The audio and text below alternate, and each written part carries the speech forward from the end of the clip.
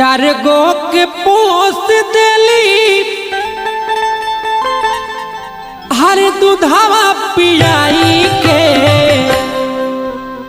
तो चार गो से पेट नहीं भरे एगो माई के।